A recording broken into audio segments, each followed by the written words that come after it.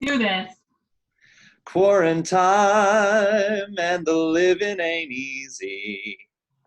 Toilet paper's gone and my internet's fried. Kids home from school and can't get my work done. So hush, little baby, don't you cry. Welcome, Beth Emmett, to episode 2 of Having the Quarantime of My Life. This is the AMA, the Ask Me Anything portion. If you recall from episode 1, we were asking you to send us questions to try to stump the rabbi or ask us anything that's on your mind. And if you hadn't seen episode 1, I will link it in the description below so you can catch up on that. And let's get started. So question number 1 comes from Karen Isaacson, and her question is, I've always wondered, why do we bow at the beginning and end of some prayers but not others? Who wants to take that? Me. Okay, I choose you. All right, thanks, Cantor. Hi, everybody. Welcome to my basement, which has often been called Beth Emmett South. It now seems to be Beth Emmett Central.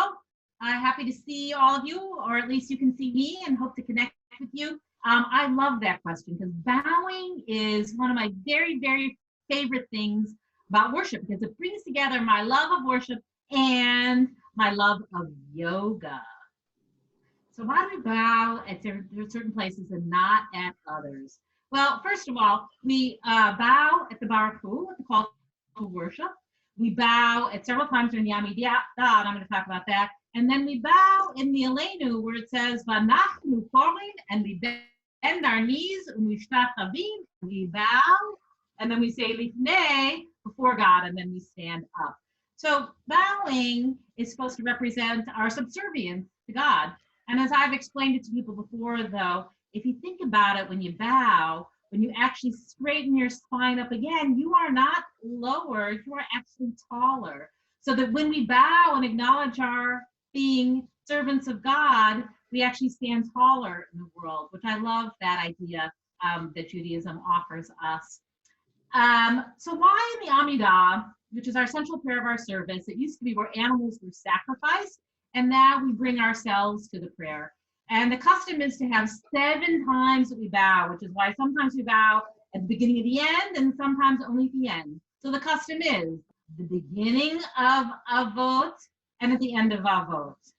And then no bowing at the end of Gurot, which everybody wants to do. Now you can do too much bobbing and weaving. So we try to just do, the bowing when we should. So the beginning and the end of Avot. And then in the Kedusha, we're supposed to bow to either side when we say V'zeh el zeh, that we acknowledge the angels that are here uplifting our prayer, and then we come up on our toes. And then at the beginning of Modim Anachnu Lach, when we say we thank you, God, we bow. And again at the end to express our gratitude towards God. And then when we take our steps back afterwards, after the Amidah, we bow again to either side and then to the front. And then we have our complete set of bows. But now, one quick teaching. My favorite page in the Talmud, in Masechet Brachot, in the tractate that talks about prayer, there's actually guidance on how you're supposed to bow. It's not just a perfunctory little knee thing, head down. It says in Masechet Brachot that we bow, we're supposed to open up all of the vertebrae in our spine to find space between them.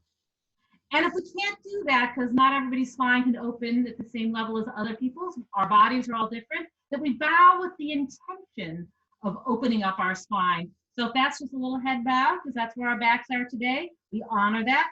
If it's a little bit more, we go where we can until we feel that opening, or to at least imagine in our mind's eye.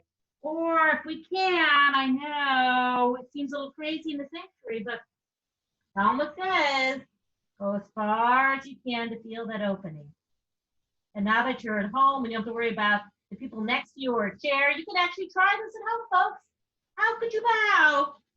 To open all the chuliot, all of the vertebrae in the spine. To find your true bow, a way to feel a sense of connectivity to God and subservience in a way that lifts us up and makes us walk taller and prouder in the world. Awesome. Very, very articulate and thorough answer. Thank you very much, Rabbi London. Question number 2. This one will be for Rabbi Memis Fuller. Arlene Burke asks, as we prepare for Passover and our Seders during this unprecedented time, can you suggest or publish readings or prayers that we can add this year to enhance our Seders with our immediate family? How can we adapt our preparations and celebration/observing the holiday this year?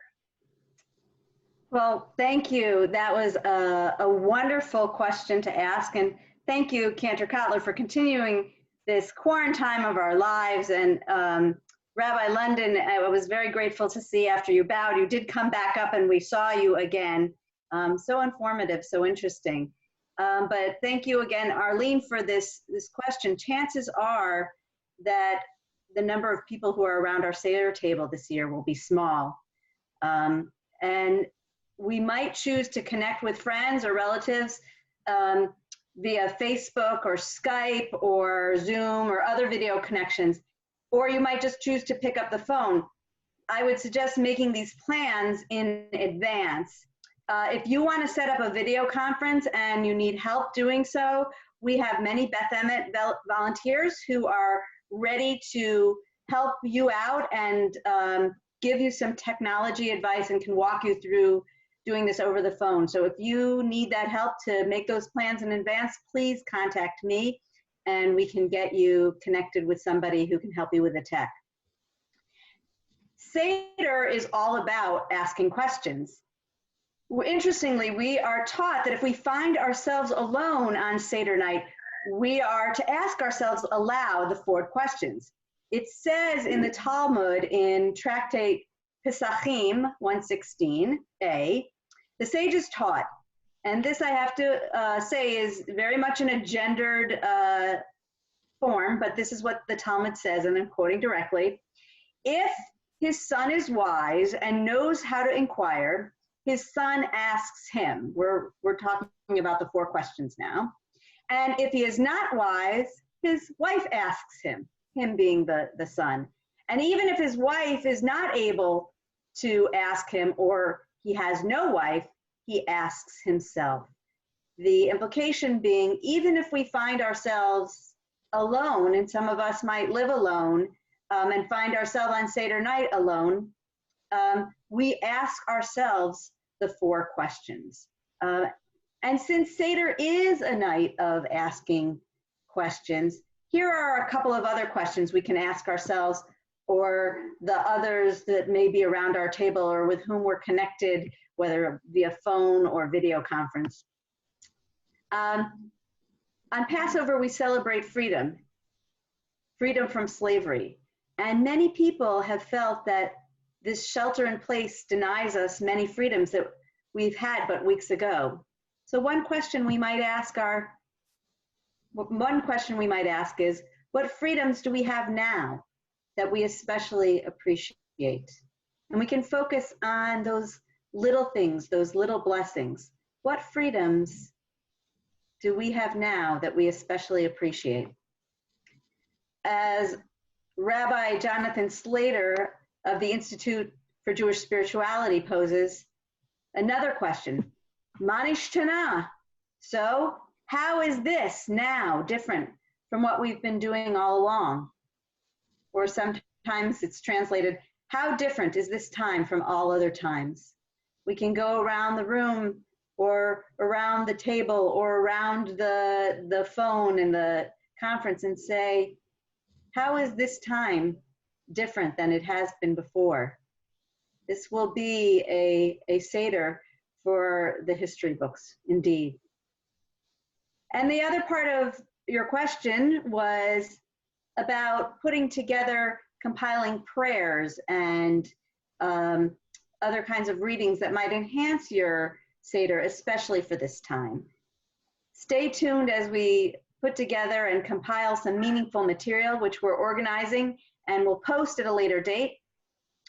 Today is Thursday as we record this, and it's also Rosh Chodesh Nisan, the first day of the month of Nisan, which is our month, our Hebrew month, in which we celebrate Pesach. We celebrate Passover, and it's just 2 weeks from now.